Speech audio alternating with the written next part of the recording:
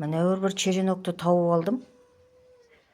Горшогымды немерем төгіп тастады.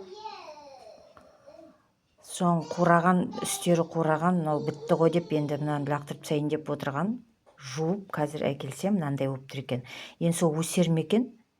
Көрейік. Бұны да мини тепличкеге салып, топыраққа тығып тастайын.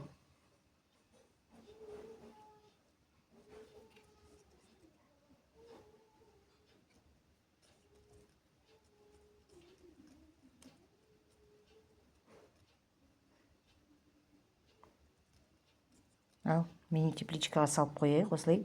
Мынау менің мини тепличкадағы гүлдерім. Осылай мен салып қоямын мынау контейнерге. Мына жерде тоже аглонома екен, міне жапырақтар беріп жатыр, значит астынан тамыры шығып жатқан болар. Кішкене шықсын, сосын барып горшокке отырғызамын деп қойып қойғаным, онда сіздерге көрсетермін. Так, мынау да сондай, бірақ бұны ішіне көріп тұрған жоқпын, білмеймін. Бірақ отыр енді, түп жақтары жып-жасыл. Көрерміз енді бұны да. Так, мынау макламе қойып едім, енді бұда да көп ештеңе көрінбейді.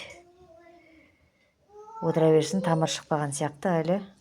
Черенок. Фикус макламе. Так, мынау аглонома тоже.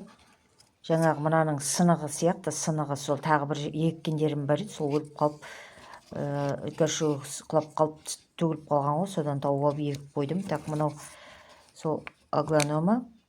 Мынау соның жартысы. Кесіп алып бұны отырғызып қойдым. Так, мыналар семеналар. Так, мынау да сондай. Сабақтар жасыл болғасын, теплицаға салып қойып қойдым. Өсе берсін. Низат шығар екен. Мына менің мини тепличкам. Мынау доллар гүлдің жапырақтары. Доллар гүлдің жапырақтары әлі уақыт болған жоқ, бір ай болған жоқ. Мынандай болып жатыр ғой енді. Көреміз енді не өседі екен. Қарап қоям, тығып қоям, қарап қоям.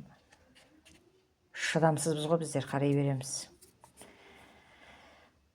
Келесі кездескенше